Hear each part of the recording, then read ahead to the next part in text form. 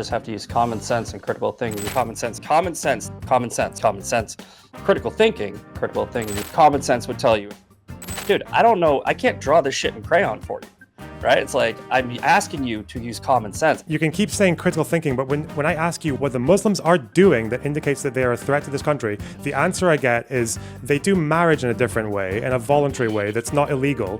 You understand that Israel has state-funded Sharia courts. Like, there's a reason why they just got attacked, right? Because they got attacked because of the Sharia courts in Israel?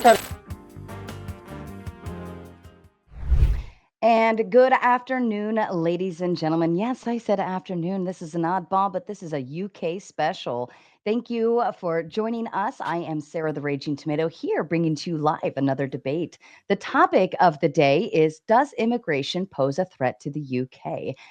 Zach from Misfit Patriot and Lonerbox are both joining us this afternoon. Zach, if you'd like to kick off with your opening statement, please. Sure.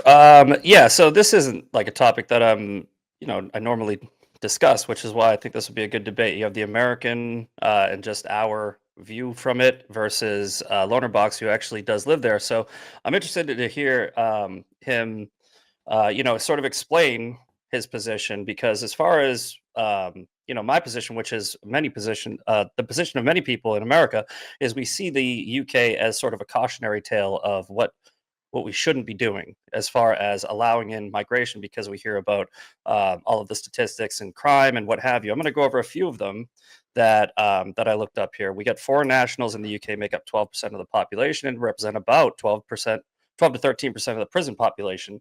So some might make the argument, well, that means that that's equally represented for population versus prisoners, but that's 12 to 13% of convictions and prisoners that wouldn't be there if they had a tougher immigration policy. And I think that the comparison that we should probably at least entertain is between Poland and the UK. You have foreign nationals in Poland's prisons is 2 to 3%. So I think that that's pretty much where you can have the argument be made that less immigration equals less crime equals less prisoners, what have you. So as far as the immigration being a threat to the UK, I don't think it's about whether or not it is or isn't. It is. It's statistically just a fact based off of that. But the types of crimes that are going on in the UK, and I can't say definitively if this has contributed 100% to the immigration, but I think common sense and critical thinking would tell you that it's definitely part of it. The rape statistics are up 452% since 2002.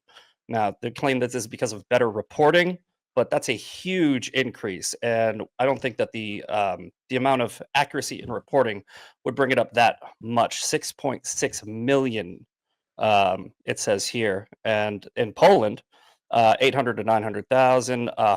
Sorry, this is a homicide rate. Don't want to get the wrong statistics here, but either way, what I'm trying to say is, when you have a area in that region that has a tougher immigration policy, statistically, all of their numbers are lower.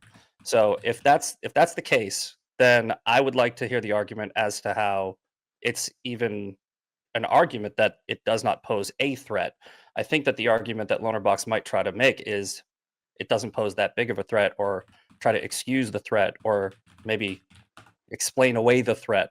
But statistically, the threat's there, and I think that this debate is pretty much one already, but let's go and hear what he has to say.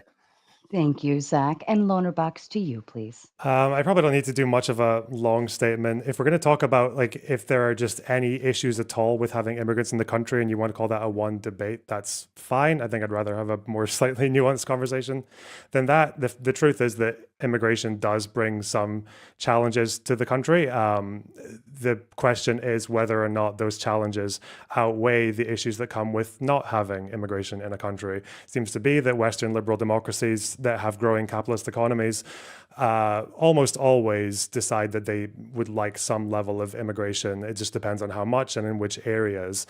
Poland might have different crime rates compared to the UK, but you can also look at, say, some Baltic states, which have higher murder rates than the UK, despite having lower immigration. I think if you're going to use the American example, America's homicide rate is way higher than the UK's. So trying to take immigration and use it as the cause factor of any particular social issue is kind of problematic. We can go into the sexual violence and the back and forth if you want. The fact is that we are a growing economy, we are an aging population, and the overwhelming consensus economically is that we need immigrants who are generally younger to contribute to keeping things in our system that we want to keep. Most British people like having a national health service. Most British people like having a reasonable welfare state and a minimum wage and everything like that. And we also like being in a growing economy, and an economy that has a higher standard of living than Poland or anywhere else in Eastern Europe that has low immigration. And one of the ways that we seem to get that is from immigration. So as far as if you want to talk about challenges, it just depends on the difference between not doing it. And I don't think the argument for stopping immigration has ever been particularly strong. Mm. Perfect. Thank you, Lonerbox. And as a kind reminder to the audience, given the fact that this is a nooner debate, we will not be opening the panel this afternoon. However, we will get through our debate, move into closing statements, and then we will read and respond to your kind super chats. Gentlemen, I leave the floor open to you. Yeah, I think that, and I'm not gonna, play like a gotcha moment, debate me bro thing where you kind of have conceded that you've already given up the prompt, right? I mean, I've done this before where they claim the same thing for me. We can have a nuanced conversation, but the fact of the matter is the prompt is whether or not immigration poses a threat, and we're both in agreement that it does. So you're saying that the cost benefit versus not having immigration would be worse. And I don't think you've presented an argument as to why, but let me give you one argument that has nothing to do with crime statistics and the actual measurable threat, which is the threat of multiculturalism, right? I think that the Muslim population rising in the UK, don't have the statistic right. I have it here, but I'm not going to look it up, but it was somewhere around 40%, I think, over the past decade or so, and with that, you're having a lot of people that I'm seeing in the UK explain how that's causing a degradation of society. Tommy Robinson talks about this a lot, and how essentially the UK is being taken over by Muslims. And I don't know where you line up on this, but I have been saying for a very long time, Islam is not compatible with Western values, just based off of the sheer number of Muslims in the world. If only 10% of them are Sharia practicing, you have hundreds of millions of people that just do not line up with Western values. So having an increase amount of Muslims coming into a Western society and trying to change it fundamentally is going to create a clash between the people that have already been there versus this new culture that is not lined up with their ideology. So just to correct one thing that you said earlier when you were talking about crime, because I didn't think you wanted to stay on crime for too long, but just to get one thing clear about crime, you mentioned sexual violence and sexual violence going up in the last 20 years. Do I need to show you, or would you accept that according to every government statistics database that we have, that Muslim populations seem to be about proportionally represented for those crimes? They don't seem to commit it any more than locals do. Well, that's the point. You're increasing the amount. I mean, the total rape statistics in the UK rose from 16,000 in 2012 to 68,000 in March of 2024. They've increased 5% year by year and 452% since 2002. So if you're saying when you add in Muslims and the crime rate only goes up in proportionality to the amount of Muslims that come there, that's not an excuse. It's not saying like, oh well, they're not doing it more than other people. You're increasing the amount of rapists that you're bringing into the country. Well, it's just that people like Tommy Robinson would say that they actually do commit a disproportionate amount of it. Like they commit most of it. So if we're okay on that, then that's fine. We can go on to the raw numbers if you want. There's an argument to be made I think that's only like 2% of reported rapes are actually tried and convicted, and because of the culture of the UK, let me try to frame this nicely, where they are they're very weary of Islamophobia. One could make the argument that some of these cases are not being taken seriously because they don't want to be labeled as Islamophobic or targeting the brown population. So, I mean, I don't know if that's true, but I think that it's definitely an argument that people can make. So, are you trying to suggest that the per capita rape from Muslims is actually higher, but it just doesn't get reported? It's a possibility, Do you yeah. have any evidence for that? That's why I said it's just a theory. It's Well, not. I don't have the evidence of that. I'm saying you can make the argument that because of the culture in the UK, where they are so terrified of being labeled Islamophobic, right? They have hate speech laws where if you even call out a Muslim, there's one case where a woman was raped by a Muslim, reported it, and said some mean things about the Muslim online, and got a heavier sentence than the guy who allegedly raped her. you're So gonna if need to you, show me that story if you're gonna start coming I'd with have to claims look like it that. up. But and if I have that incorrect, you can fact check me later. But that's a story that I heard of. And what I'm saying is using common sense that the UK has a very an aversion to Islamophobia, where they're terrified of being labeled Islamophobic. If you were to say like, okay, there's a possibility that some of the cases being reported are being dismissed because of that, I think it would be a good argument. But no, I can't quantify that. I can't measure that. Yeah, well, just to clarify, there's no evidence that Islamophobia hinders people from reporting crimes. There has been cases way back like 10, 20 years ago with places like Rotherham and Rochdale where a couple of cops excused themselves by saying that political correctness was holding them back, even though their colleagues would often say otherwise. And another problem with the police more generally was that they were neglecting all sexual abuse victims in those communities way back to the 60s, even before there were any Muslims in these towns. So I'm failing to understand how, in a country where prevent strategy was a thing, where we actually included policies that specifically targeted Muslims for counterterrorism investigations, and in a country where the arrest rate and stop and search rate for black people is much higher than it is for any other ethnic group in the country, I'm just wondering why it's even a theory that cops are being shackled by political correctness. Well, I think that it's a theory because of there's a cult, like I said, a cultural issue that we in America think that is going on over there. Feel free to correct me if I'm wrong, but they're opening up Sharia courts. You have more Muslims coming into your it's parliament, and I think the mayor of London? Am I correct in saying he's Muslim? I'm just saying Yes. when you have this cultural shift, right, where it's not about whether or not the women that might be reporting a rape from a Muslim are not doing that. They're not reporting it, because I'm saying that there is a possibility that maybe people are, when you have a rape case, it's pretty much a lot of the times he said she said, and some people might be taking the he said argument. So Sharia courts and the mayor of London, Sadiq Khan, which cultural has Sadiq Khan done anything as mayor to make the place more culturally Muslim, or has he done any How kind of many policies that are at how odds many with Sharia Western courts are liberal how many democracy? Sharia courts have opened up in London? There I are think. zero Sharia courts. There are Sharia councils for marriages that are opted into voluntary by adult men and women. Okay, so Sharia councils are in the UK, and you understand what Sharia law is, yeah?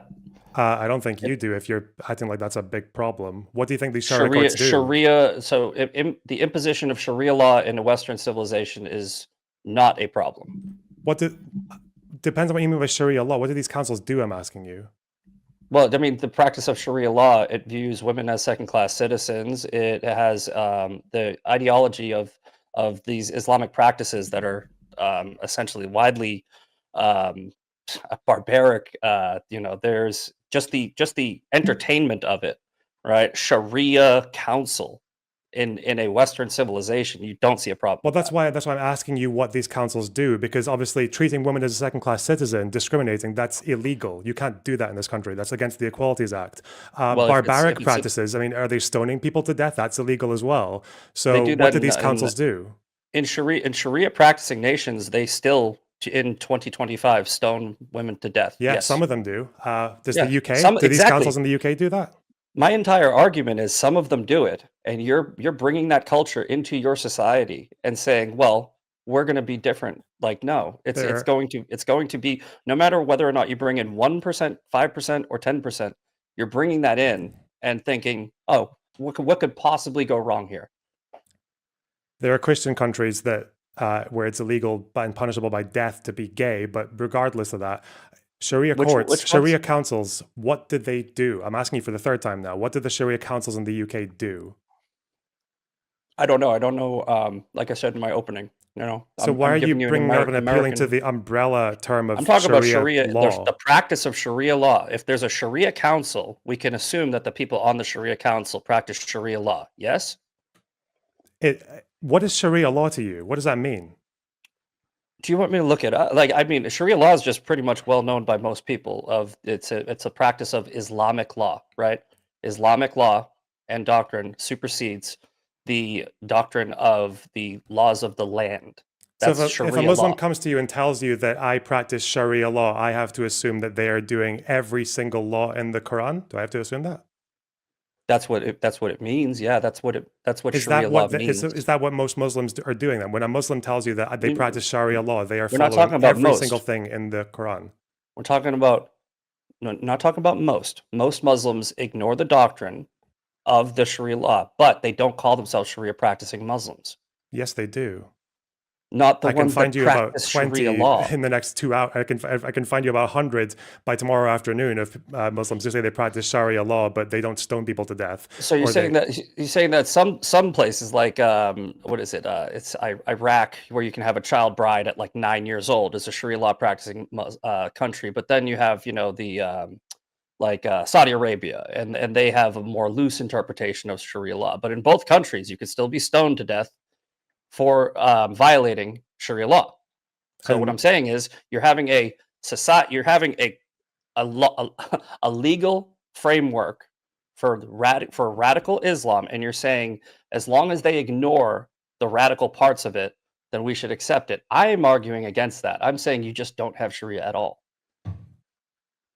the Sharia councils, just because you're not aware, the Sharia councils in the UK deal with marriage. That's all they deal with. They deal with marriage disputes, and they are opted into voluntarily by adult men and women. Now, Like if you a want to argue that there are issues with it, because sometimes issues emerge, as issues emerge in any marriage, then there are issues when it comes to how separated these systems are from the state. And the way that we solved this a long time ago with Jewish marriage, for example, was that we allowed and cooperated with these communities to allow their marriage systems to be incorporated into our law so that they can still so that things can't go underground. That's really the issue with Sharia under councils. Sharia law, But there's no one getting stoned to death. There's no one. under Sharia law, can a Muslim man rape his wife? Is that what's happening in the UK? By I'm the saying letter of you the have law, a yeah. By the you said that literal interpretation, I'm sure they could, but I mean, I don't know if that's you true. said that the Sharia council Mhm. deals with marital issues. If one of the issues is a woman goes up to the Sharia council and says, "My husband raped me," they need to have multiple witnesses, and they need to practice the Sharia law for that marital dispute. They look at rape as a marital dispute, not a crime. So Are you if that's telling me what that there are women who get raped and they just don't want to go to the cops because of their they can no, go I'm to the saying cops. It's illegal to rape in the UK. yeah, look, so yes, correct. But do you understand that the rape statistics in like Saudi Arabia are extremely low because of the culture of Sharia law, where if a woman does report it, right, she has to pretty much have it on camera, and if she doesn't, then she won't be taken seriously because they view them as second class citizens. So and part of their law, part of the doctrine is that a Muslim man cannot rape his wife. His wife is his property. He can rape her whenever he wants.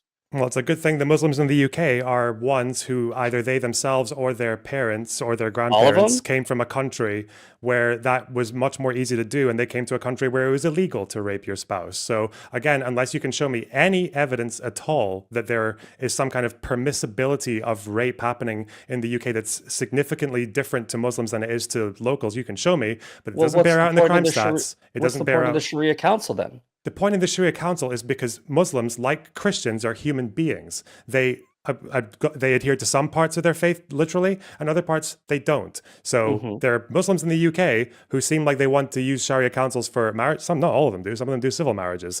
They go through Sharia councils for marriage disputes, but if they feel like a crime's been committed against them in a country where you cannot commit those crimes, where it's illegal to commit those crimes, then they've got legal options to that. They have legal avenues, and we have crisis centers, and we have women's groups, and we have the state funds a lot of these organizations to make sure there's outreach, even in Muslim communities. That's actually one of the outcomes of the scandals that we've had in the last few decades with the police. So I'm just wondering why you think the existence of people practicing their marriages differently is going I to just lead to us having is going to lead on to the conclusion of what people getting stoned to death in the UK. I explained it to you. I said that if you have a Sharia council, then that would be based on Sharia law. And if it's based on Sharia law, then you just have to use common sense and critical thinking to say, why is this necessary? And if that you don't see the problem because you think that if a Sharia practicing Muslim household had a woman in it who was being raped and beaten by her husband, she would go to the proper, the proper police station as opposed to the Sharia council because it's a Sharia practicing household, right? So she would go to the Sharia council because in Sharia law, right? They don't care about the laws of the UK, of America, of anything. Apparently they do, because most Muslims in the UK are law-abiding citizens. They commit about the same amount of crime proportionately as white people do. So using logic and critical thinking is, I would assume, if I'm talking about Sharia councils in the UK, of which there aren't many, to be clear, there are none in Scotland as well, despite us having Muslims here.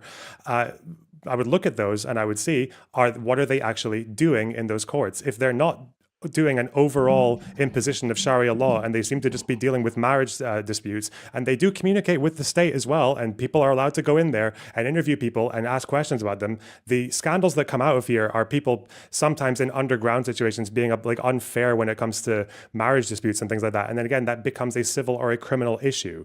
That's not. But the idea that there's women getting raped and they're just allowed to by the Sharia Council, and there's no avenue to try and stop this legally, and they're living by their own laws, it's not borne out. That's But just not shown. the Sharia council is a separate legal entity that It's is not a legal separated. entity. No, it's not a legal entity. Well, it's under their practices, right? It's not the Sharia council, right? You said they can be interviewed and they can go in there and blah blah blah, all right? But the Sharia council was created, like you said, what you said for what marital disputes. Is that it? That's the only thing that they deal with? That's pretty much, yeah, that's the only thing they deal with that I'm Okay, aware of. so Maybe sometimes with lending money, potentially. okay, so you have a council that's sitting in the UK, that council is created because a demographic of people that live in the UK needed a separate council to deal with their own religious practices under Sharia law, because it's Sharia council which practices Sharia law, right? It's outside of the Western law, with the UK law, the UK practices. They don't care about the law. They just care about Sharia law. That's what they're doing. That's why the council exists. So they don't care about UK law, but the only thing that they practice is marriage councils. All right, in Sharia law, if you're allowed to rape your wife, right, they will, because they practice Sharia law. They're not going to care about the law that says you can't rape your wife. They will rape their wives because it's Sharia. Do you think every Muslim rapes their wife? Did I say Do you think that? every Muslim who says they adhere to Sharia law rapes their wife? Did I say that? I said they can. I did not say they do. I said they can under Sharia law. It's part of their doctrine. Do you have any argument about what's happening in these councils besides this might happen? My argument is the fact that it's called a Sharia council. If it's called a Sharia council, it means it's under Sharia law. And anybody arguing for Sharia law in a Western civilization is completely ignorant to what Sharia law actually represents. Okay, you can forgive me for being someone who cares about facts and data and information. Unless I can see actually any evidence of this happening, I'm just going to go with that's probably superseding the maybe. Your evidence is in Iraq. If I can jump in, I wonder if the question. I wonder if the question would actually be: could a religious entity offer a standpoint for people of that religion, right? Because I would compare this to Christianity, Catholicism, Orthodoxy. Like they all have their own councils too, right? So, but then Misfit, I believe you're going into it. It kind of overrides the rights of these people. But under the Catholic doctrine, every Catholic teaching, which would be something that you would get counseled on with your church or whatever, and we do have separation of church and state, that just means no laws that would apply to the creation of a church, right? So you wouldn't be able to have a creation of a Sharia council here. You just have the churches, but there's no law in the Bible that says, well, you can rape your wife. right? So there's no issue of a Catholic going to a church for religious counsel because nothing in there would be violating the law of the land, which is what Sharia is in conflict with. And like I was just saying, you said, do I have any evidence? Can you right now in Iraq marry a 9-year-old? Yes, because it's a Sharia law practicing nation, right? It's more extreme than Saudi Arabia. It's more extreme than certain other ones, but it does exist because they are practicing the religious doctrine, the religious legal doctrine that they impose wherever they go. Is it all of them? No. Is it a percentage of them? Yes. What is that percentage? I don't know. But even if it's a small percentage, that's too many. So just to be clear, we don't have any evidence of this actually happening. It's just that it Oh might my do because it happens in Iraq. I don't know what to say.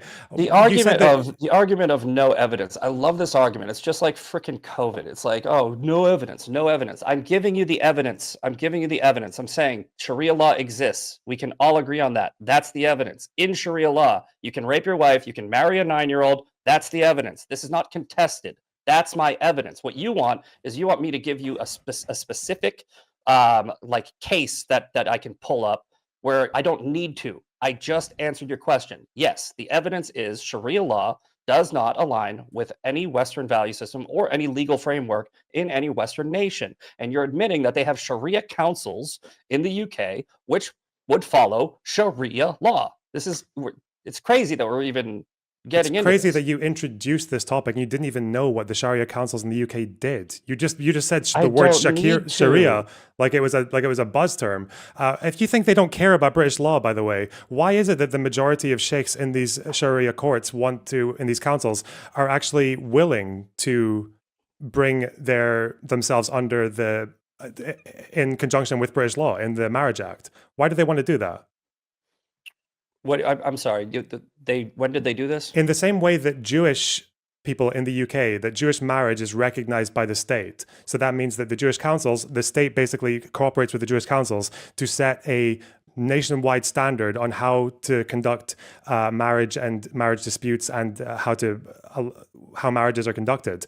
Then Muslims want the same thing. So they want to come within the reason that they operate the way they do now in the more underground way is because Islamic marriage is not recognized, whereas Jewish is. But they want to come into cooperation with the state.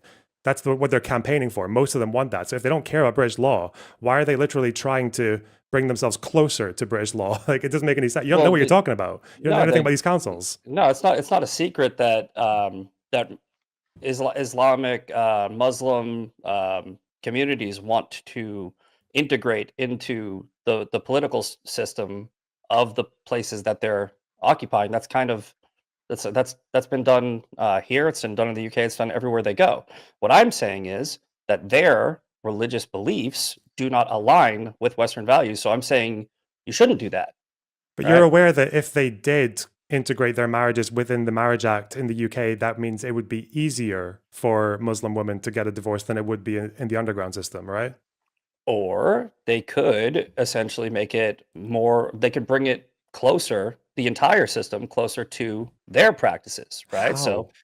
because they, because under Sharia law, right, there are practices where they will want the rest of the country to be more aligned with them, So like child brides. So if they get their marriages recognized by the state, and that means it's easier for women to seek out divorces through the civil courts, then that's going to lead to them trying to get stoning legalized. Well, didn't you? No. Didn't you say? Well, didn't you say that they were already under that? Like they're separated from the law currently. The Sharia courts are essentially just for the religious practices only. They don't apply to the actual law under the UK, right? I can read off because quick overview. Sharia councils in the UK provide advisory and non-binding rulings on civil matters such as divorce, marriage, and inheritance from an Islamic perspective. They are not formal courts, and their decisions have no legal standing under UK law.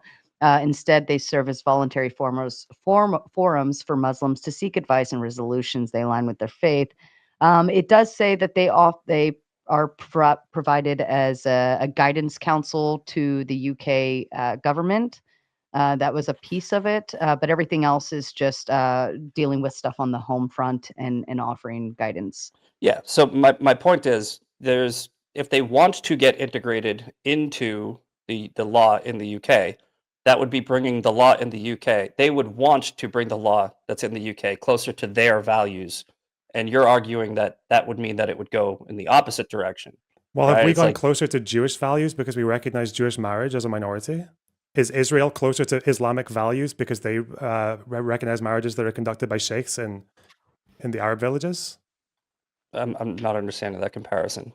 They want their marriages to be recognized so that it's just easier for them to have the process happening through the state in a uniform way. That's not going to bring us closer to Islamic values. It's not like But non-Muslims are going to decide to get Muslim marriages. So are you saying that you can't get married? You can't have that marriage now in the UK? They can, but it's not recognized by the state. So it would be like if we had some random cult that wants to get married in a way that the state doesn't really Okay. How can, acknowledge. So then they just go and they just find a random hilltop and do it and have their own little system. okay, and what kind of marriage is not recognized that they want to be recognized? They want to, so most of them seem to be okay with the idea of bringing Islamic marriage into the same status as Jewish marriage in the UK. Like Okay, it's and what would, recognized by the Marriage Act. It's just and what recognized. where does that divert from current current UK marriage law? Like Because what is the difference? What's the difference between their version of marriage and the one that they want? because their marriage isn't recognized by the state. So it would be to do What with kind of like marriage? their Islamic marriage. What do you mean? So like because they can't get married in a mosque and have it recognized by the UK? My Like understanding right now is that Islamic marriage is not part of it's not integrated into the Marriage Act the same way that Jewish marriage is. I don't understand. I don't know that. So if that's true, yay UK. But I don't understand what the difference would be between going into a mosque and getting married to consenting adults, not like a underage girl or anything like that. How that would not be recognized by the UK.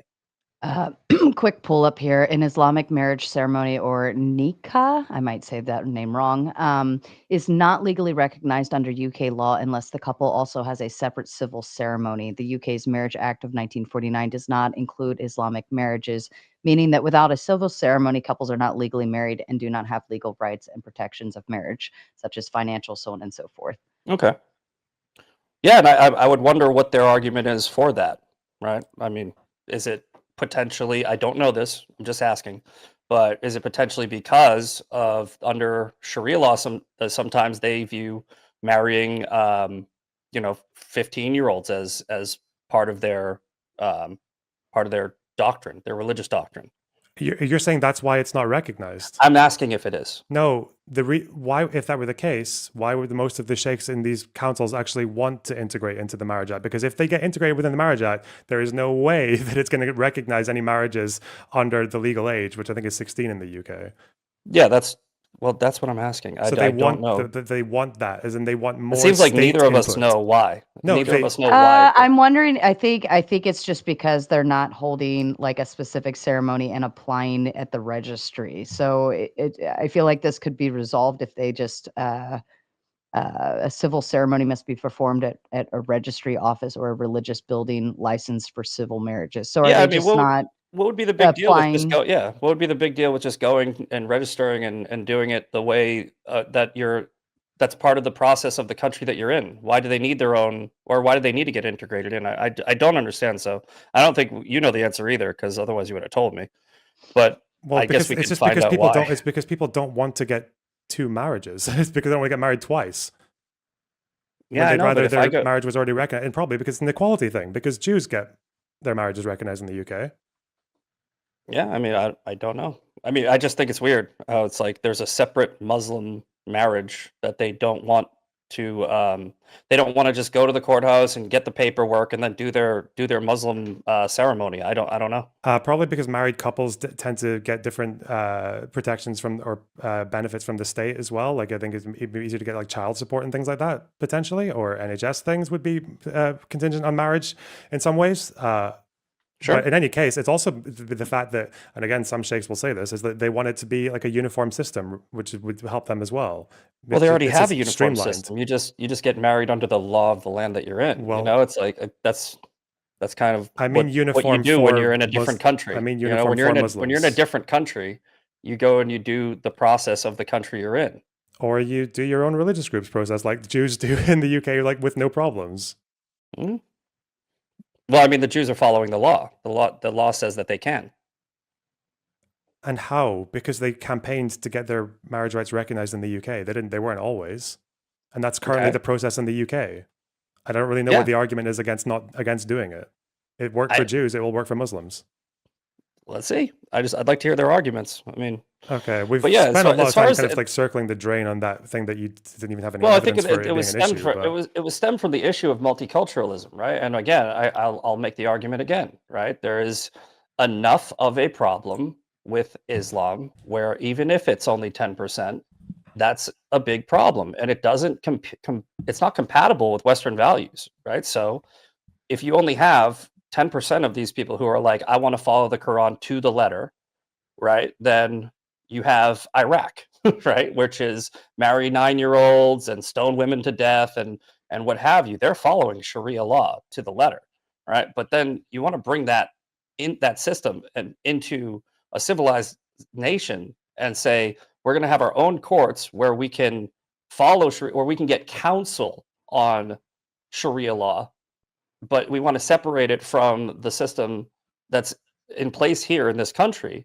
But then we also simultaneously want that system to accept our laws into their legal framework. It seems like they want their cake and they want to eat it too. No, it wouldn't be getting accepted. It wouldn't just be getting accepted. It's that the state would have input, as in the standards would be getting set by the state as well. So if there is, for example, one weird underground sheikh who wants to do something that might not be aligned with the Equalities Act, they wouldn't be able to, because the state would be regulating and making sure that everything is within the law of the country, and that would be the legal standard for Islamic marriage. But it seems to me that they want to do that. They want to have their marriages conducted in a way that is compatible with the country's laws, and the standard is set uniformly. So yeah, it's maybe weird to you because it's maybe going against your theory. But again, if the Sharia councils are not a good example, then because you can't show me any tangible outcomes that are a problem here, what is the tangible outcome? Like you're talking about Muslims wanting to bring their culture and impose it on the UK or whatever else.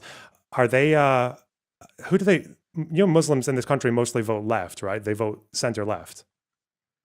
I would think they would. Like liberal center left, not socialist communist. Well, yeah. Right? Explain the difference at this point. Most of our left-leaning politicians are basically embracing socialism, but the leader of the largest city in America is a democratic socialist. I'm talking about the UK. I'm talking about Keir Starmer I know, and but the Labour Party, the center left. Yeah, but I thought you said that Muslims in America. I might have misheard you. But yeah, no, in America we have this problem. I might have misheard you. I thought that you were saying America. But in the UK, if Muslims are voting left, there's can't remember the guy's name, but he was a member of the Muslim Brotherhood who was talking about how they love leftists, right? Because leftists are useful idiots, where they are able to manipulate them into accepting their ideologies, and they use that idiocracy to expand into other nations and change the laws of the land, which is exactly what my argument has been. You're talking about bringing in a culture that is incompatible with the Western civilization of the place that it's being imposed. Right? It's like why don't they make their countries better? That's my number one question, right? So like if you go to a heavily Sharia practicing nation, it is always a horrible place to live. Nobody vacations in Iraq.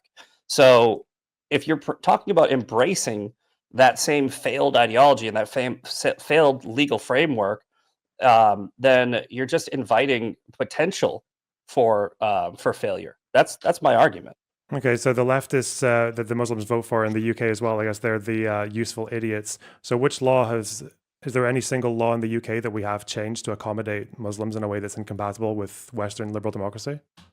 I think I said this in my opening. It's a weird debate to have with me because I don't know anything about your laws as far as the like not the specifics, right? I just know the news stories, the general consensus based off of what we view in America as a cautionary tale because of the, if you look at let's say the free speech, and I know that you guys have never really had it, but we look at the stories of people being arrested. I think thousands of people have been arrested over social media posts, and I know that that's not completely related to immigration, but many of them are being arrested because of anti-Muslim rhetoric that's being posted online. I mean, look at Tommy Robinson. Tommy Robinson's case was just like tossed out because of the overreach from the government trying to say that he was I guess I don't even know what the actual charges were, but because of what he was saying online about Muslims, they said he lied about some kid and blah blah Well, he defamed blah. someone and he got sued Well, and he lost and he pled guilty. the He pled guilty according to to it. the I don't know verdict, well, didn't that just get tossed out? what this is. No, he was convicted of this ages ago. He had to pay the fine. hmm What was the new case about? I don't know what the new case was about, but you realize that Tommy I Robinson. think it was stemmed from that one. It might have been stemming from that one, but you understand that Tommy Robinson has pled guilty to multiple crimes in the UK. Yeah. He's pled guilty to assaulting a police officer. He's pled guilty to defamation. He pled guilty to contempt of court. What do you want? Like Tommy Robinson's a criminal. He commits crimes. Yeah, well, I mean, they say the same thing about Trump here. They're like, "Oh, he's a felon." It's like, okay, I don't care. It's like, Wait, has Tommy Robinson has he not pled guilty to crimes and gone to jail for it after pleading guilty? well, I don't know. I know that he fought that case and he was put in jail, but I think that based the new verdict that was just dropped, where it threw everything out, was based on when he got out of jail. He was saying the same thing. So I don't know the details of the plea, but if he did plead guilty or something to defamation, I mean, isn't that a civil matter? It's a civil matter in America. Yeah. Yeah, so But that he's doesn't had make criminal matters that as doesn't well. make him a criminal. That makes him Well, civilly liable. he was a criminal because he engaged in contempt of court and because he assaulted a police officer. He has Exactly, other so ones this- as well. It He's got other looks crimes like as well. it looks like the most recent case, November 2025, was for refusing police access to his phone during the July 2024 border stop, and it had to do with he was found not guilty of a terror offense, so it has to do with counterterrorism concepts. So it looks like they came in with kind of maybe some new Yeah, these are charges on speech that laws. one. So you said that he was like, oh, the crime that he committed was not that he said something. That would just be a civil offense. But then he refused to admit that he did something wrong with his speech, and then they criminalized it. They gave him contempt of court charges. What if it all stems from the speech thing? Then you just made him a criminal based off of words he said. Wait, in America. that's not what the contempt of court charge was for. It wasn't for that. Well, like a catch-22. No, that's not what happened. The contempt of court happened because he broke a law. It broke a law based on the speech case that he was in. No, it was a separate thing. That was to do with the grooming gang trial where he was filming himself in front of the court steps and screaming at defendants, which you're not supposed to do in the UK. That's why Sure, he was done for convicted. What I'm saying is we look at it in America. We look at the UK as a cautionary tale of what happens when you start imposing free speech laws and you start having mass migration. And like let's put Tommy Robinson aside. There are people that are being arrested and thrown in jail for anti-Muslim rhetoric on social media. And when we see that in America, we go, yeah, we better never do this shit. And while it might not be directly related to the immigration, there is definitely like a causality of, okay, we have way more Muslims in here now because of immigration, and they feel like they need to be protected. So we have to create a law that says you can't say anything anti-Muslim online or we'll arrest you. So it's kind of related. Which law have we created for that? Well, you have hate speech laws against were hate speech laws created for Muslims? No, they are being applied for Muslims, right? Because you have UK citizens who are saying what I'm saying. Islam is incompatible with the West. They might even say, even meaner things than that. But then your government is throwing them in jail. And that's because of multiculturalism, right? It's because there's a separate set of rules for a certain group where if you say mean words about them, you'll be arrested. Right? That's the cautionary tale. So And you're going to need multiculturalism to is give a me. result of mass migration, Okay, which you're is going to part need of to this give. debate. First of all, the stirring up hatred offenses they're quite old in the UK. Just to give you some stats, between 2006 and 2016, a time when we had quite a lot of Muslims in this country, there were 9 cases involving charges for this crime. More recently, and I think the biggest victims of this crime in terms of reporting and conviction are Jews, not Muslims.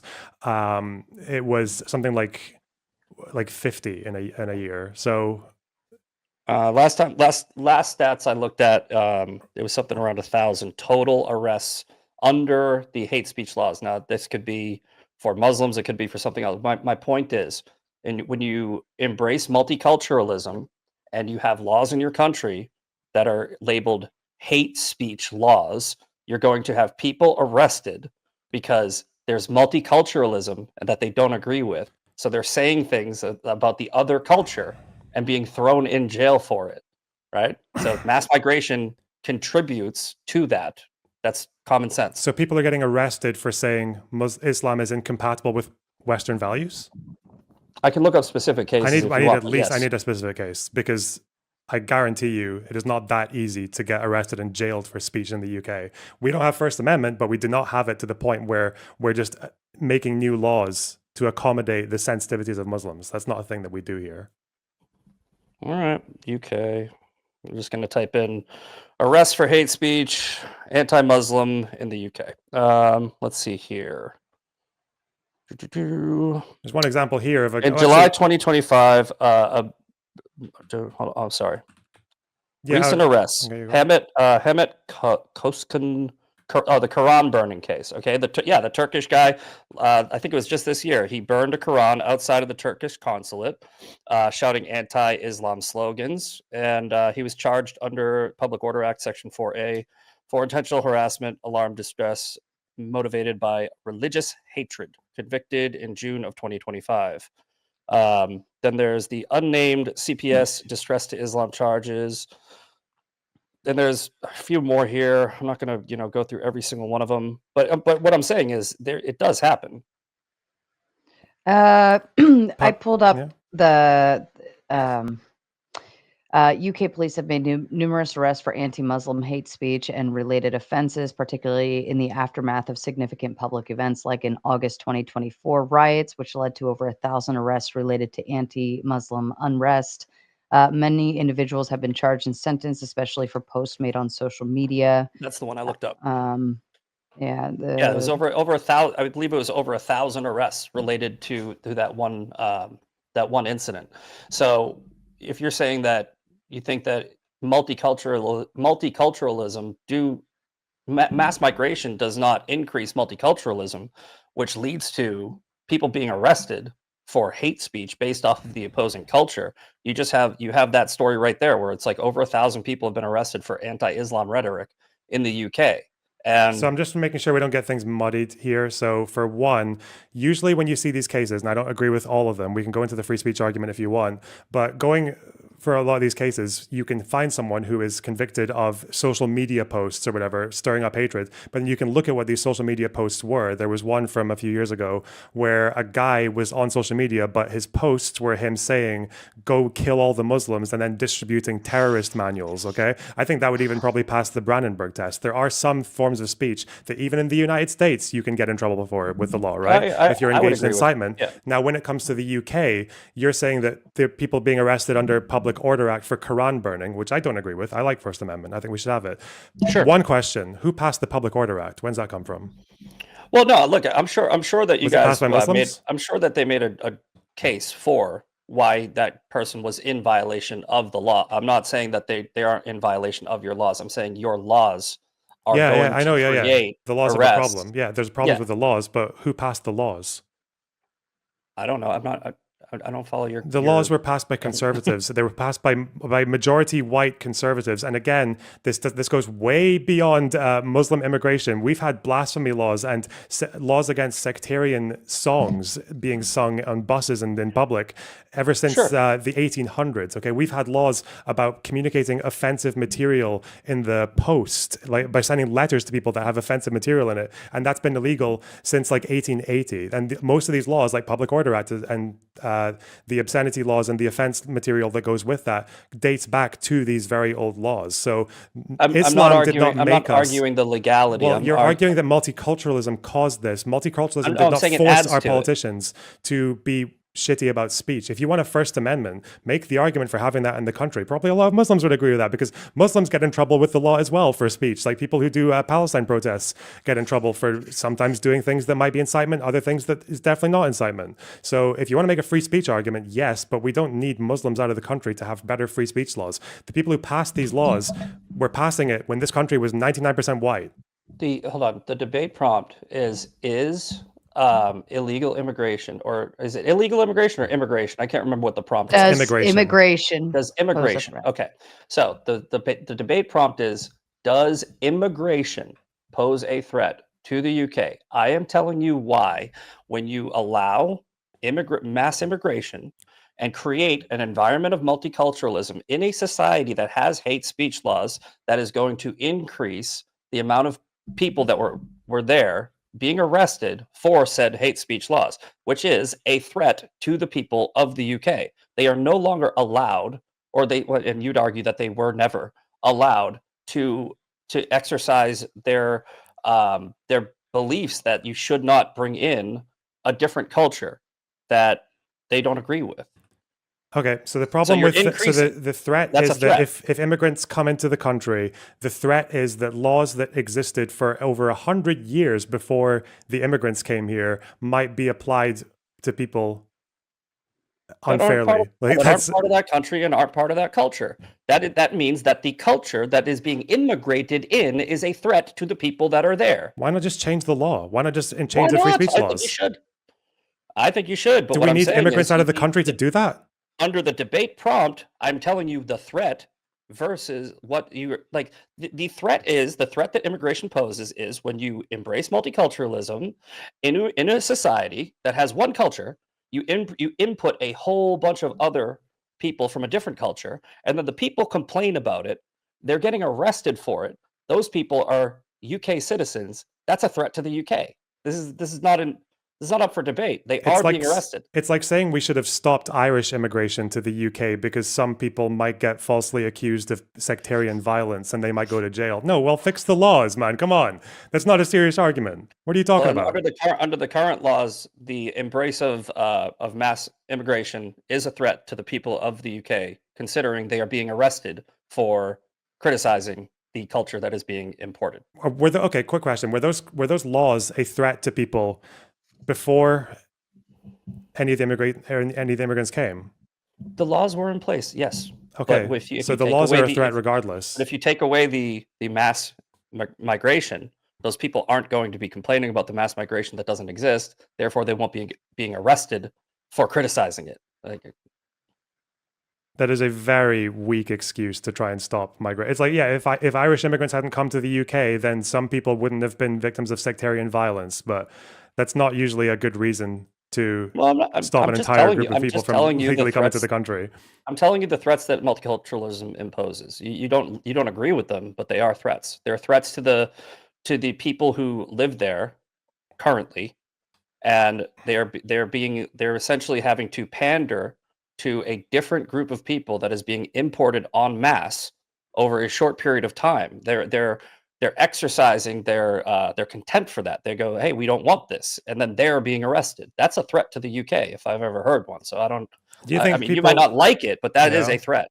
Do you think like people coming out as gay is a threat to straight people in the UK? Because some people probably got arrested or falsely accused of hate speech against gays when there were more gays around in the country. I mean, you could make the same argument, right? Like if you were to have a society that's like a heavily Christian nation, and you tried to import a entire group of like let's say gays, right? And then the Christians were opposing their like they were criticizing that. They were like, we don't want this.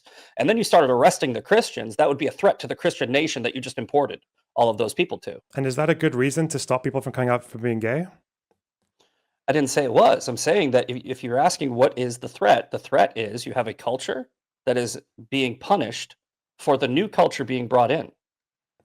And do you think that's a good reason? So if that's not a good reason to stop people from coming out as being gay, because it just means you would have to change the laws, do you think that that reason you gave is a good reason to stop Muslim immigrants from coming to the UK?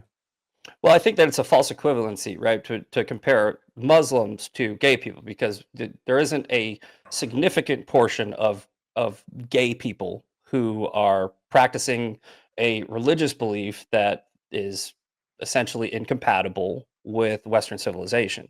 But you could make an argument, if you wanted to give it more of an equivalency, if you had a Christian nation that wanted to remain a Christian nation and they did not want to embrace multiculturalism, and then you tried to inject a bunch of gay people into it, I would say that that Christian nation does have a right to hold on to their values and say, no, we don't want this. That does not mean I don't. That doesn't mean I hate gay people. That doesn't mean anything about my opinions. I'm saying when you have a new culture brought in to an area that does not align with the values of the people in that area, that would be a threat to the area, which is what the debate prompt is.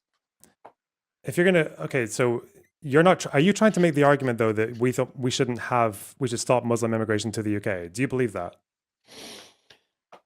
Yes, but What about it's immigration as a because whole? no, but that's because of Islam, not because of it's not because of like if you wanted to do a legal immigration process for Muslims, that would be fine, but the current system of just um, accepting them in mass is a threat. So I think that all nations should have an assimilation policy where if you go to a different country, if you want to immigrate there, you have to assimilate to the values of that land, right? Like, so America is a Christian nation. America is an English-speaking nation. I think that our immigration policy should be like, you need to, salute the flag. You don't need to be Christian, but you need to respect the Christian values of this nation, and you need to speak the language. That's an assimilation policy. So if you wanted to take in Muslims, on a case-by-case basis who are willing to adopt the values of the society that they're going to, sure, absolutely. But as far as just a general policy of allowing any and all Muslims in, no, because there's too many that practice Sharia law. There's too many that are radical. I mean, it's just Well, it's we just a don't fact. allow any and all Muslims into the country. Even under the recent conservative wave, there was still pretty strict policies on immigration. It's never been particularly easy to come here on a visa and start working. So, in terms of Well, I think it's up 44%. That's a pretty big number since 2014. I think was the year. So you're talking about in 10 years ish. You're talking about a 44% increase in the Muslim population. If that's a lot, right? And that's enough to change the culture of the society they're moving to. So if you're talking about, is it a threat, then there's your answer. It is a threat. If you don't think there's anything wrong with it, well, that's not up to you. It is a threat to the nation, like the nation's values. So, do you think that I'm guessing is it specifically Muslim immigration then that you're worried about? You care more about Muslim immigration than say Indians or Nigerians or Europeans? Well, I would say that there's definitely an argument to be made for other nations that come in and do not contribute to society or assimilate, and Indians may fall into that, but I wouldn't make the argument against I wouldn't make the argument against a country, if that makes sense, or a ethnicity. I'm only making this argument against Islam because it is a radical practice, a radical belief system that doesn't align with Western ideology. So I'm not saying Arabs. I'm saying Islamists as opposed to Indians or Nigerians. Islamists. But I mean, like, if Well, you were like, yeah, obviously do not you all want to Muslims are Islamists, right? You know that the Muslim world, Islamism is obviously quite at odds with each other, right? several times in this debate, Yeah. I've told you that if it's 10%, it's too many. That's what I'm trying to tell you. Okay, so I'm guessing on those grounds, you probably think Brexit was a terrible idea then, right? Because our immigration obviously went away from Europe and towards the like Asia and Africa, right? Yeah, I followed Brexit back when it was going on, and I don't really invest in politics out of other countries and really do deep dives into them. But from what I remember, there was a lot of support for Brexit, and I don't know the economic or social impact or multicultural impact of it. So The multicultural impact was the net migration, which used to be majority European, they used to make up the majority of net migration, is now in the negative. And obviously, we're still a country that even conservatives in this country who ran on anti immigration realized that we do actually need immigrants to support the other things that people also want in the country. So they why? just started bringing immigrants in from Asia and Africa. So, yeah. Why do you need immigrants? Because we're a capitalist economy, for better or worse. We're a growing economy. We have an aging population. We need people to be younger and we need people to work to fill gaps in places like the NHS and also just in general, because if an economy is going to grow, the population needs to grow. And our local domestic population does not grow fast enough. So, I mean, you're this argument is being made from a lot of people on the left here, and it's just not a solid. It has no solid footing. So I don't know the statistics over there, but I mean, I know it says 12% of your country is non they're immigrants, right? But in America, we don't need immigrants, right? Like we don't need them in the sense where they are completely necessary. But a lot of people make that argument. They're like, "Oh, we need people to work. Nobody's gonna pick avocados." Yeah, they will. Like we'll just there are plenty of people here who will work. So I don't know if that applies to the UK, but if that is the argument, then I would need to look at need to look at the reasoning behind that, because from what I can tell is most nations can sustain themselves without immigration. I mean, look at what Poland is doing. Poland's allowing in like 2%, I think it is, and they're doing just fine. So they don't need immigration, and I think that they're culturally comparable to the UK. So the argument that it is necessary to bring in immigrants, I don't think it's ever really been on solid footing. You may want immigration for whatever reason, but I don't think the argument is that it is necessary. It depends on what you mean by necessary, as in like people will probably still live. But I mean, if you want to talk about the standard of living in Poland versus the UK, forget about it. We have loads of Polish immigrants wanting to come to the UK, or we did before Brexit. Not many British people wanted to go to Poland, very unsurprisingly. It's ironic you said that they're culturally similar. I mean, it's like Polish immigrants were one of the top targets for anti-immigration people in this country. We're quite different from America in that regard. We are quite broadly xenophobic when it comes to different groups. We're not really a melting pot. Poland, I think their population is about 8% immigrant. But in any case, like, is it just a coincidence to you that the most successful liberal democracies in the world have immigration? Well, I'm not an anti-immigration person. What I'm saying is, if you don't have an assimilation process for immigration, then the risks outweigh the rewards, right? I mean, like the argument in America right now is over this like H-1B thing, where H-1B in theory it's a very good idea to bring the best of the best and the best minds in the world to contribute to the American workplace, but it's being abused, and a lot of these people are just like clerks that are being brought in here, that we don't need those people. So yes, I think that when you have an immigration system that is beneficial, and I would say rare or small, it is a benefit. But mass migration is what we're talking about. Mass migration, I don't think ever helps the country that it is imposed in, especially like in today's modern era, because there's so many the multiculturalism that it doesn't really jive. As far as Poland, it looks like I'm just reading. This is just Grok, so I mean, but it says one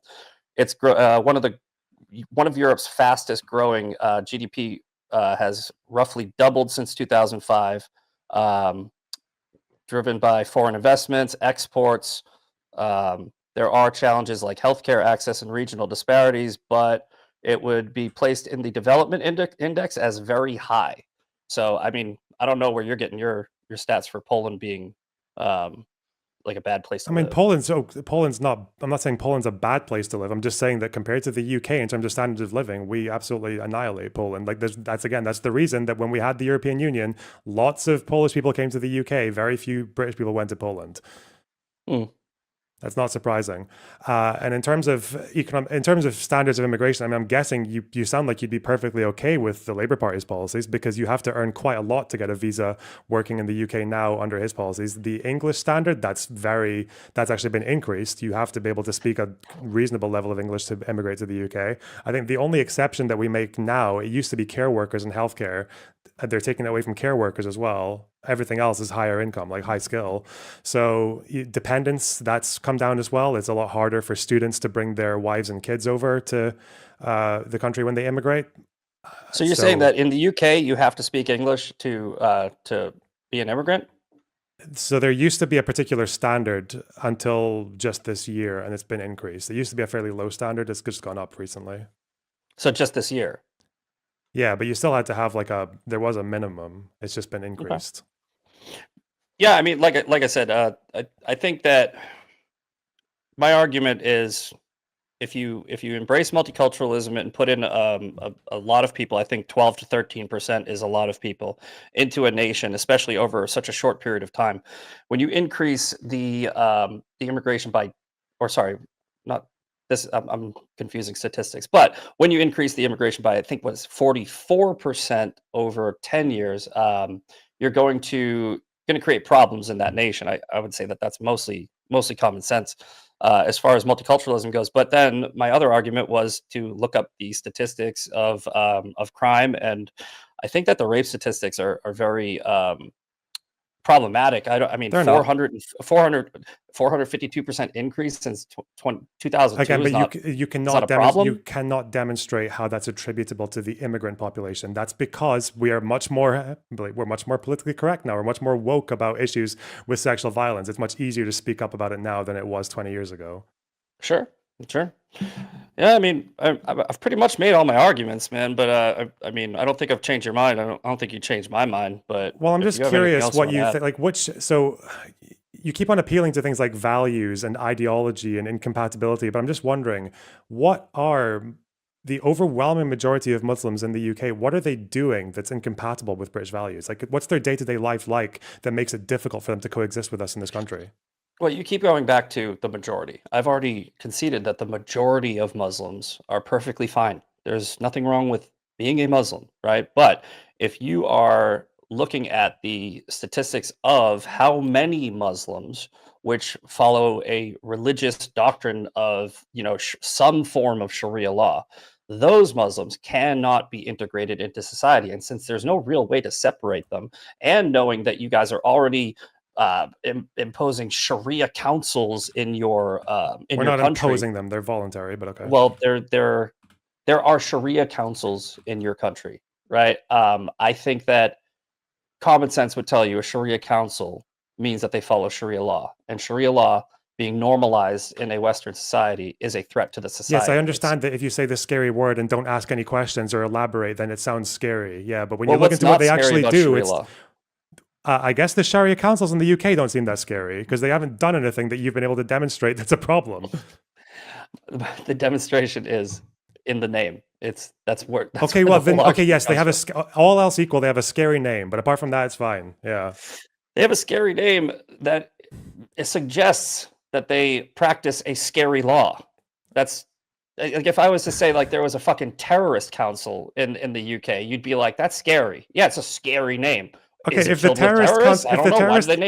terrorist council existed for like 20 years and not a single terrorist came out of it, would you not just be like, why is it called that? It's also because terrorist obviously is very specific as an act. You know what the number? Do you know what the number one terrorist group, like terrorist ideology, is in the world? 66,000 terrorist events recorded since in the past like 50 years. It's Islam, dude.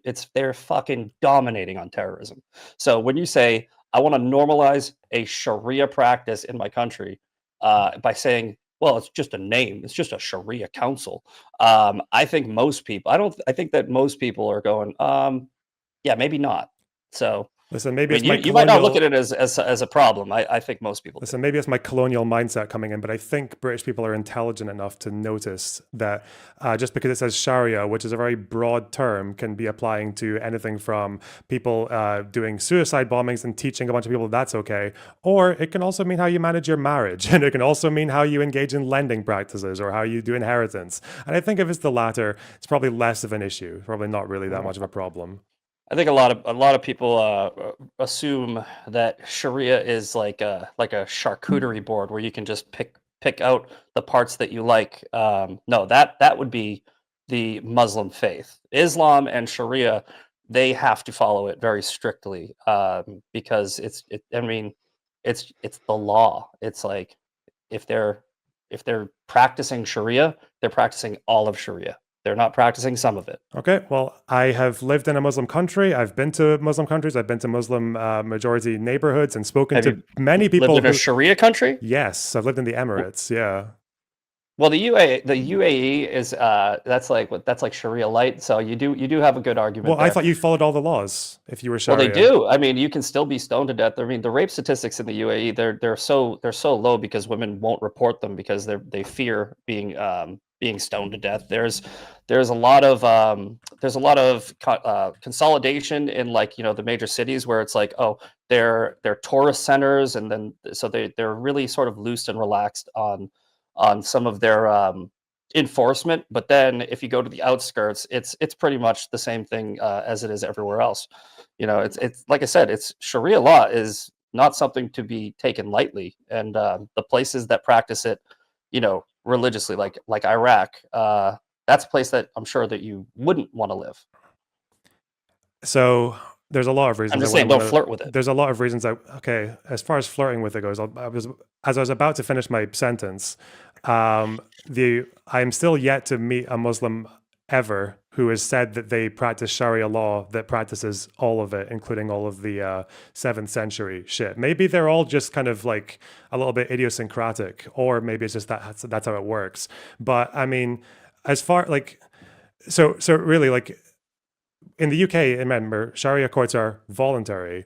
But when you're saying if it gets to the point of them recognizing marriage councils or like recognizing them under the Marriage Act, that would be like a problem. So like if the state actually embraced these Sharia councils, that would be us like caving to Islam.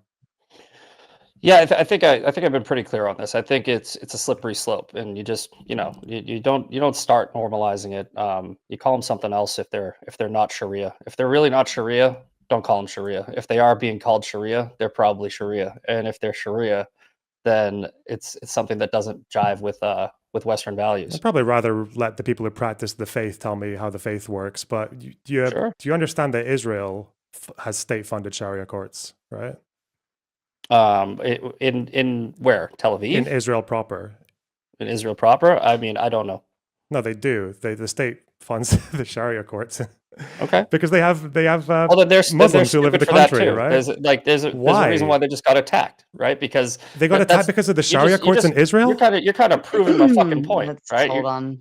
Didn't we just watch a couple of years ago a group of Muslims go in and murder and rape like 1,200 people? Like it's like you're saying, oh, Israel has this. Oh, yeah, how'd that work out? Well, Israel wasn't funding Gaza's Sharia courts. That's a different point. That's a different territory. I'm talking about within their own country. I thought that didn't actually go against them? Didn't Hamas think that the Palestinian Israelis would rise up and fight, and they didn't? Even though the state funds from the Sharia footage courts? I saw, there were plenty of Palestinians that were taking part in October. The Israeli Palestinians, the ones who live in Israel. Well, I mean, I don't know. I don't know exactly. They didn't join in, even though Hamas wanted them to. Some of them were murdered by Hamas, even though, again, but Israel funds their Sharia courts. Yeah. So, well, I think that it seems like it's okay to compartmentalize these things. It seems like most. It seems no, like most Muslims I'm actually agreeing do with you. I think that if Israel has Sharia court or Sharia courts, Sharia councils, whatever the fuck you want to call them, then they have gotten way too comfortable with Islam in their country. And look what happened. They live right across the street from a group of radical Islamists that want to kill them, and they just suffered one of the most horrific tragedies against the Jewish people the most horrific tragedy since the Holocaust. So, I mean, you're proving my point, not yours. Well, you're telling me about a completely separate event that happened to the Sharia councils. Can you acknowledge that right now? October 7th had nothing to do with state-funded Sharia councils in Israel. What I'm saying is, It's a yes or no question. yes, it probably did. It probably had to do with the mindset of thinking, well, this is fine. It probably played a part. Yes, it probably definitely played a part. Yes. How? Because when you don't look at Islam as a threat, you get October 7th. When you don't look at Islam as a threat, you get 9/11. Why don't people understand this? A September 10th mentality is what you're proposing. I have a September 12th mentality where I've seen enough evidence. I've seen over 66,000 terrorist attacks. I've seen all of the the chants of death to America from certain Muslims, and you go, but it's not all of them. And I go, I know it's not all of them. It's enough of them. And then you go, oh well, they have Sharia courts in Israel too. And I go, exactly. I go, if maybe if they had a more strict policy on no Muslims, maybe they would be better off. But I mean, that's a situational thing. They're literally surrounded on all sides. So I'm pretty sure that that's probably what went into their reasoning. But Islam in general, these Muslim countries have spread, like, if you look at a map over the past, I think it's like 70, 80 years, they just take over everywhere they go. And you're talking about normalizing this behavior in your country, thinking that's not going to happen to you until it does. So keep up your September 10th mentality all you want, dude. I'm just not built that way. So I think Israel and the UK both have September 12th mentalities. We did it with the prevent strategy. We did it actually even in terms of the way that we vet people. So I'm just wondering, but again, I think I need to hear what Muslims in the UK are doing that shows us that this is actually a threat. Well, you're telling me to give you specific cases, right? I gave you the 1,000 people that have been arrested for They're not doing posting that. That's the state that does that.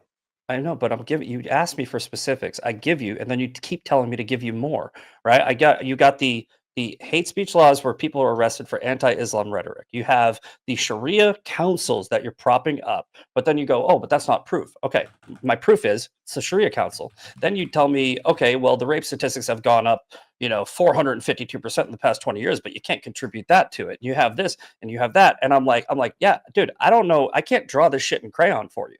Right? It's like, I'm asking you to use common sense. I can't, when you have a debate with somebody and you keep telling them to prove it, and then they give you enough circumstantial evidence where you could use critical thinking, and then you ignore that, that's your own cognitive dissonance. I can't explain it anymore to you. I mean, I can keep explaining it. I just can't understand it. Okay. You can keep saying critical thinking, but when I ask you what the Muslims are doing that indicates that they are a threat to this country, the answer I get is they do marriage in a different way, in a voluntary way that's not illegal. They hate speech laws are imposed on people, sometimes unfairly, by people who are not even Muslim, but it's by people from this country that do that. And then what was the third one? Oh, that it's more people are reporting rapes, even though Muslims, for the most, I think most Muslim groups, apart from Pakistanis, are underrepresented in rapes. They commit it less per capita than the average person. So yeah, okay, I can apply critical thinking when you're talking about it, but you're giving me 3 reasons and they're all shit. I'm going to try to explain this to you the one final way. Okay, globally, a median of 64% of Muslims across surveyed regions support making Sharia the official law of the land. That's 64% out of billions of Muslims. So, what is the threat of Sharia law? Right? That's the question. And if I'm saying not all Muslims, just 64%, that's your answer. Well, if you could show me 10% of British Muslims who are trying to impose Sharia law on the UK, then I'd think, yeah, there's a problem there. I don't like that. But they're not doing it. No, but okay, so you can't take the 64% statistic and apply it because I can't show you the 10%.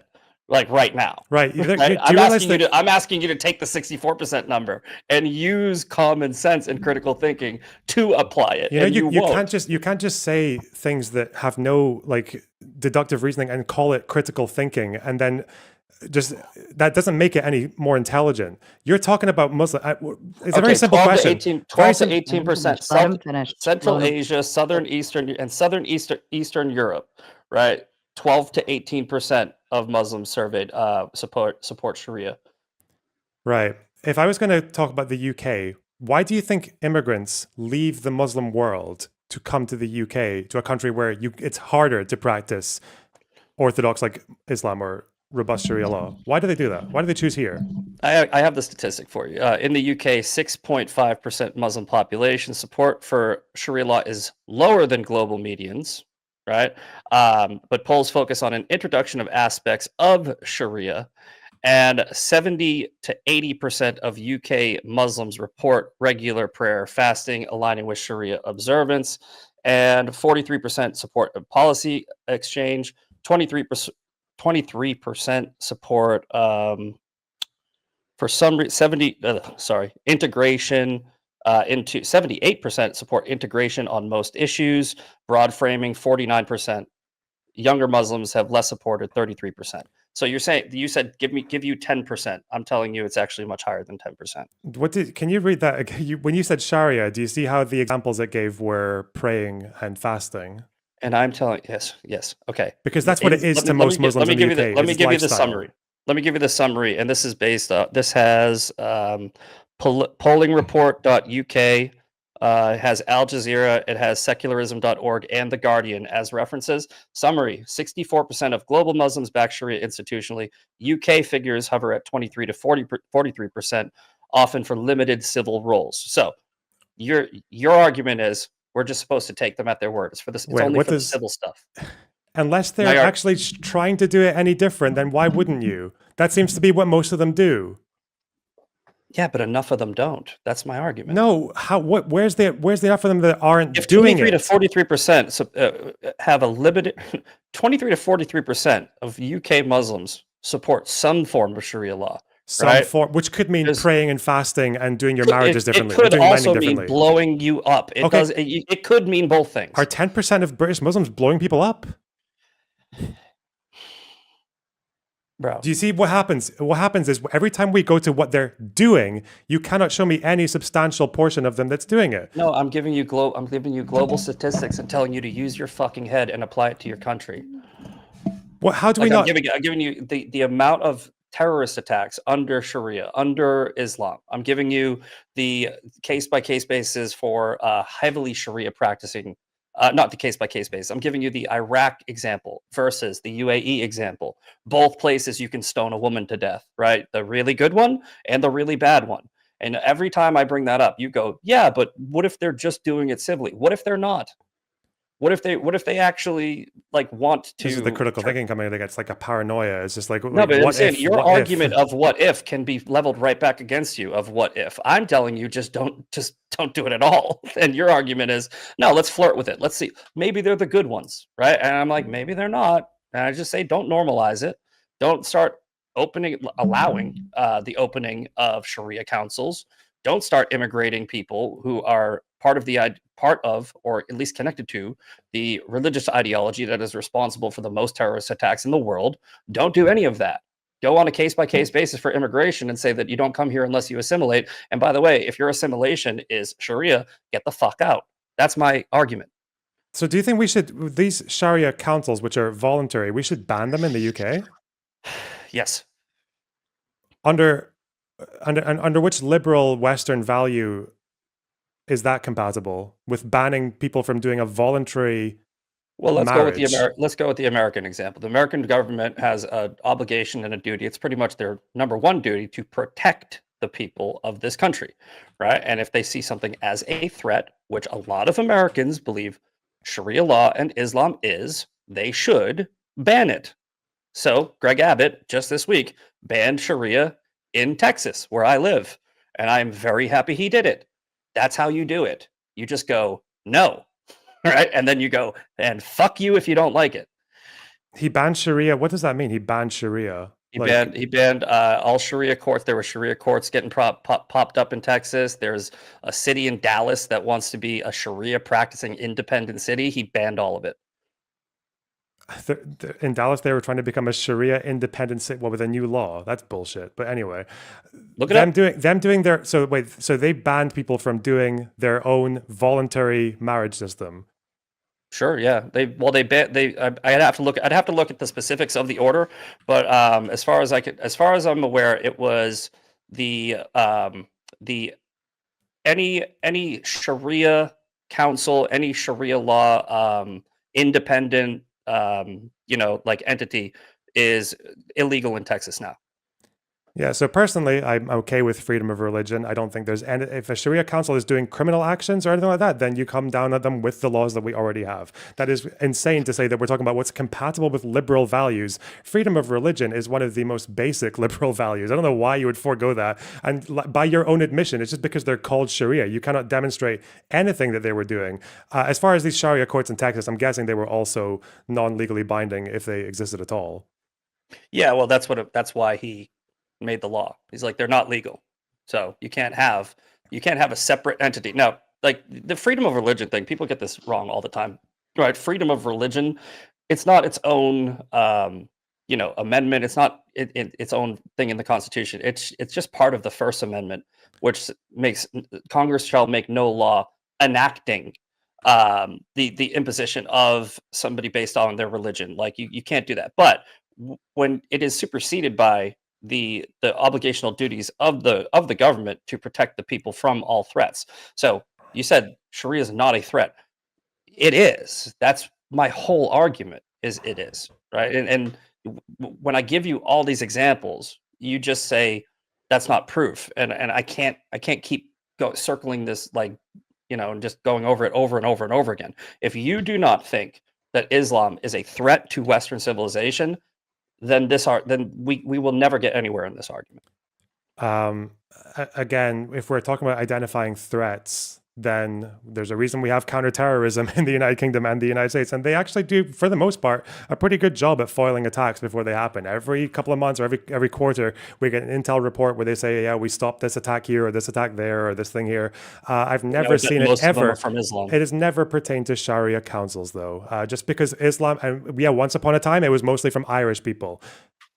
Like, just because one group has issues that's going on with them right now, that doesn't mean they're always going to. Same thing would happen with the Irish people. That like the entire of the last 200 years, most of the sectarian violence in the UK was dominated by Catholics and Protestants, or Irish people and locals. We got over it. The same thing will happen with Muslims. But Irish isn't a religious doctrine. Irish is a culture, country. It's a nation. It was Catholics versus Protestants. Like, it was a religious conflict. We still have fucking football teams that are like relics of that old past. And it was insanely violent. Yes, those were two groups fighting. They were both religious groups fighting with each other over different reasons, but the actual like religious doctrine wasn't you have to. It was disagreement based on ideology, like misinterpreted by both groups. But Islam has a blueprint for taking over other nations. It's pretty much in their charter, their religious doctrine, to expand, to impose. If you find somebody who's not a non-believer, it's their duty to try to convert them. So you're going to get a lot more conversions the more of them you let in, which is a threat to the culture of the nation that you're in. It's common sense. Yeah, and if I see any substantial number of British Muslims doing that, that'll be a problem. But until then, it's all ifs and buts. So, okay.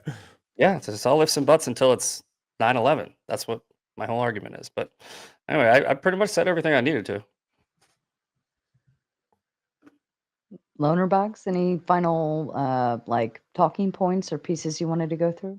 I mean, it's fine. Like, again, I was expecting a little bit more, because I think even I could think of a few examples in the UK that might be a better example than just saying, well, the Sharia councils, they haven't done anything yet, but they have the word Sharia in them, and that could eventually mean other things, but who knows? Or there's the hate speech laws, which again have been existing in this country long before we had a substantial number of Muslims. They were passed by white people, they were passed by locals, they're enforced by locals. They can be undone by locals if the locals want to get rid of them.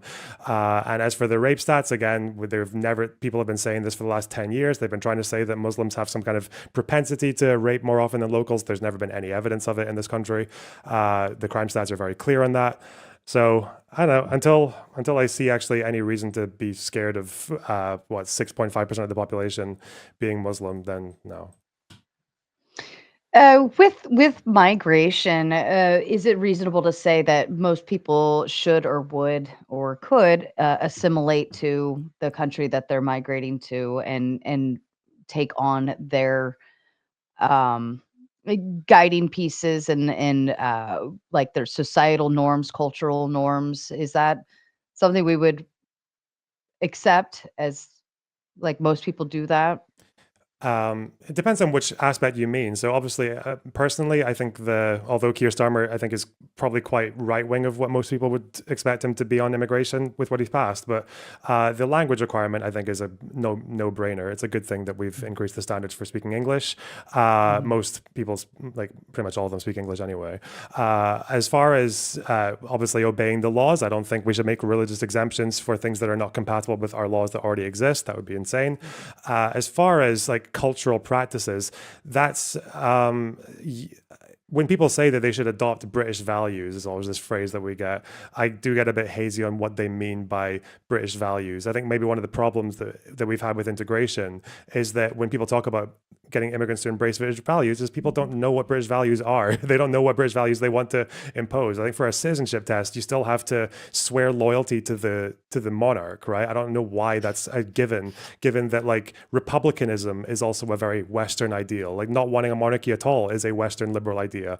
The fact that so much of the British history they have to learn is about Tudors and kings and queens that even I don't know anything about, and I'm really into history. So I think we could probably start getting more to grips with what liberal values or what Western values we want immigrants to be subscribing to beyond the legal ones, but I never hear a good answer for that. So that's something that definitely needs to be worked on, I think, if we're going to do that. Uh, okay. If you guys would like, we could go ahead and close down. Lonerbox, I'll leave it to you for your closing statement, please. Again, I'm happy to concede that there are some challenges that come with immigration, although having seen the way that countries that are of a similar economy or standard to the UK or that kind of standing in the world, it seems that whenever they reject immigration, their economy pays for it, whether it's with Japan and their quite horrible working day lifestyle, the relations with bosses and workers, and with the amount of debt that they've had to accrue to pay for the fact that they can't support their aging population, which means that any kind of financial shock that comes is going to bring them into a total collapse. When it comes to the UK and the challenges that we've had challenges with immigration before. When Irish people came over to this country, there was quite a lot of violence. There was a lot of sectarian violence. There was a lot of religious violence.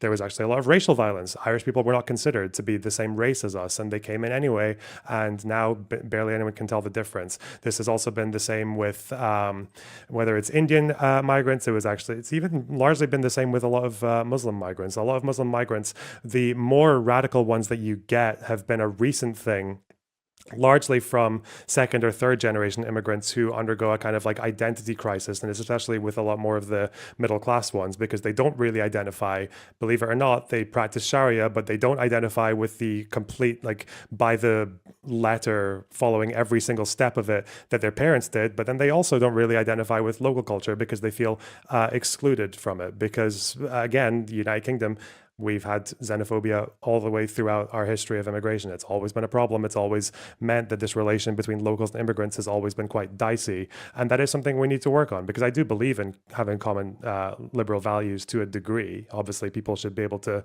think and say what they want. But the problem is that I don't think any government has ever given a good answer as to what those values should be and what we should be looking out for, besides the obvious things like, does this person have terrorist proclivities or whatever else, which the vetting standards for that have gone up all the way since 9/11. Like, they only ever get more strict. We just recently introduced a new round of vetting standards for asylum seekers to make it even more interrogatory and a bit more prudent.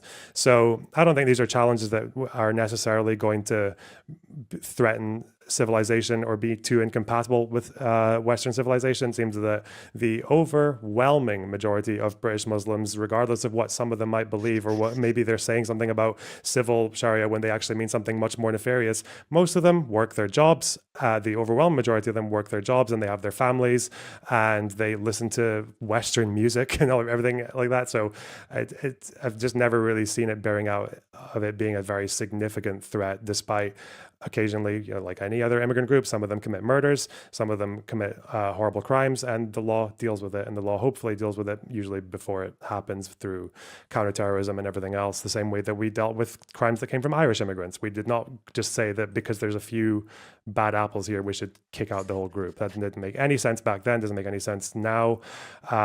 British culture is better for it. The country is better for it. We have one of the biggest economies in the world, and that was always been to do with the fact that we go around the world and we take some things and we export some things, and sometimes we did things quite brutally with the British Empire, but then we also had people in Asia and a lot of Muslims actually fighting on our side in World War II against the Nazis, and that's actually a lot of how we managed to handle them in the Caucasus in South Africa was because of Muslims and Indians and other groups fighting alongside us. I think having 6.5% of it was, I remember people were losing their shit when there were 4% of Muslims in the UK, and that was in 2010. Now it's 6.5. I mean, for the biggest, baddest empire in the world, I think we can handle a few Muslims in the country. It's not going to be a big problem. As far as learning about critical thinking, I guess, I don't know. I think I need something more convincing than Sharia councils have the word Sharia in them, or hate speech laws imposed by locals should be blamed on immigrants. Perfect. Thank you, Lonerbox. Zach, to you, please.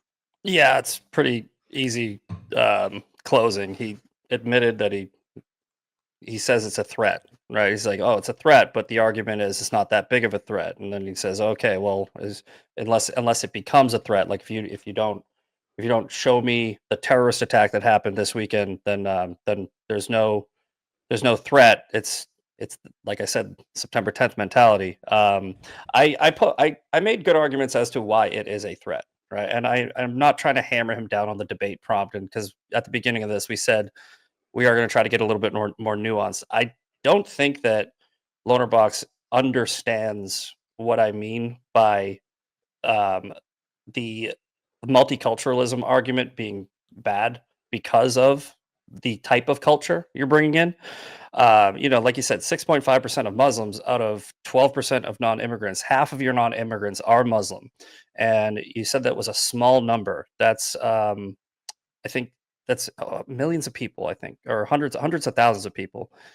That's a big number. And again, what I said was not every Muslim practices Sharia, but enough of them, 64%, view some form of Sharia as acceptable.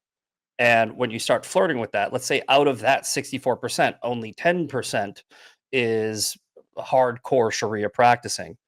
You're essentially saying, okay, we're going to allow 10% of the 64 of the 6.5%. And when you boil that down, that means that you're essentially allowing in thousands of people that are not aligned with your values, and thinking that that's not a problem. It's just naive. And you even said that they just increased in the UK their standards for immigration. Why all of a sudden recently have they started saying, you know what, we got to do something about immigration, because clearly their government thinks it's a problem. You can hyperfixate on this whole Sharia court thing. My argument was not really about the Sharia courts or the hate speech against Muslims specifically. That was just to give you more examples of the overarching problem, which is multiculturalism. When you allow multiculturalism, and apparently I didn't define it well enough, it's a culture that doesn't clash, that does not vibe with the culture that is currently in place. And the imposition of Sharia councils is the evidence of that, where it's you have a different, these people need a different structure in order to live by their values. They need a building that they can go in and settle their differences, because the ones that are in the country that they occupy don't. So whether or not you think that that's not a problem because it's like just for civil matters, I think the just the evidence that they have them is enough where you should take it seriously. And again, to you know go back to it, the the threat may be small, it may be big, but you don't know until it's like 2 days after the October 7th attacks, and you go, "How the hell did this happen?" Right? And 2 days after the September 11th attacks, and you go, "How the hell did this happen?" And I think the common theme between both of those, and probably all 66,000 terrorist attacks from Islam over the past 50 years, was they didn't take it seriously enough, and I don't think he is taking it seriously. So do that at your own peril. I think that we're going to keep on doing shit like Greg Abbott saying, "Fucking no Sharia in Texas," and I'll stay over here in America. Perfect. Thank you so much, gentlemen. Usually, there's a lot of shit talkers in the chat, which is fine and well, but none of them wanted to put their money where their mouth is. So no big Whoa. questions for you coming. Uh, no big questions coming in for the two of you. However, Jason did send the big 200 on the coffee app. Just for me to go and enjoy a massage after this debate. I don't get to enjoy it today, but I will enjoy it at some other time. However, I can let the both of you go and continue on. I thank you both for joining this afternoon. We cannot obviously do open panel just because of the timing and so on and so forth, but we'll try to maybe work out another one another day with these afternoon debates. Any last final thoughts from the both of you? No, I'm good. Yeah, fine. All right. Well, thank you, gentlemen. I'm going to kick you out and say goodbye to my people. Have a wonderful afternoon. All right, see you later. Take care. Bye. All right, you little shits. What did she call me? Oh my god. Now, how'd I get my camera back? Ugh. Holy fuck, man. Well, damn, I guess I did say that there are some challenges with immigration, eh? Fuck. What should I do? What should I do with my donos, eh? With my big 200s? Should I get my fucking a good honest? No, I don't want not immigrant food, not curry. I want a good honest British kebab. That's what I want. A good bread and butter mixed shawarma wrap. Hell yeah. Tea and biscuits. Fuck me, man. Dude. Get a therapist after that. I don't know, man. Mad.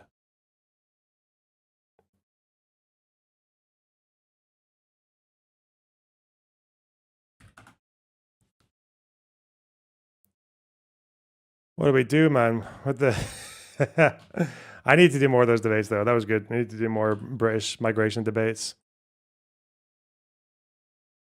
One day, you guys keep thinking it'd be funny, it'd be better if we got a British person to talk about this stuff. You do not understand. The average British anti-immigration person is no more informed than that guy was. They're the same. They're exactly the same. It's the same arguments. It's the same disinformation, or it's the same. Normally, actually, he was a bit more humble. Like he wasn't going to commit to them being more, having a higher crime propensity than the locals and all that shit. God.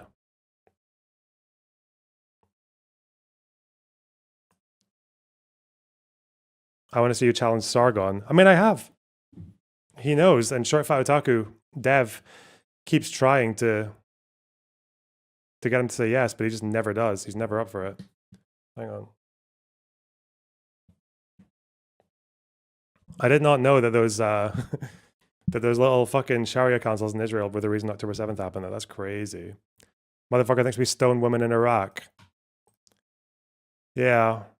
I did think that doesn't actually happen, but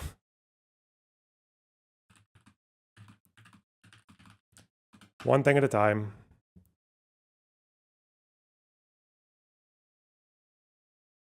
Yeah, it's ISIS that does that. It's not. Fuck me.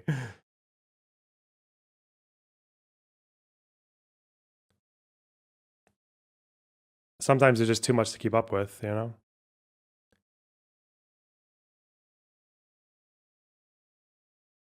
And you said Muslims are mostly left-leaning, his brain melted. No, he thought that it meant that they're like using people as fucking useful idiots. Fantastic work, Lonerbox. You turned me into a subscriber. Hey, nice one. Sick.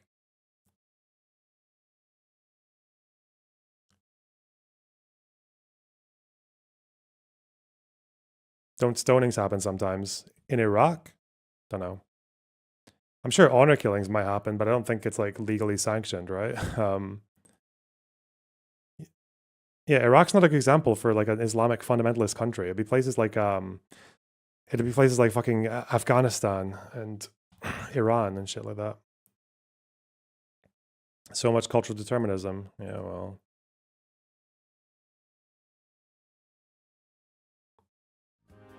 Subscribe, you fucking assholes. I mean, sorry.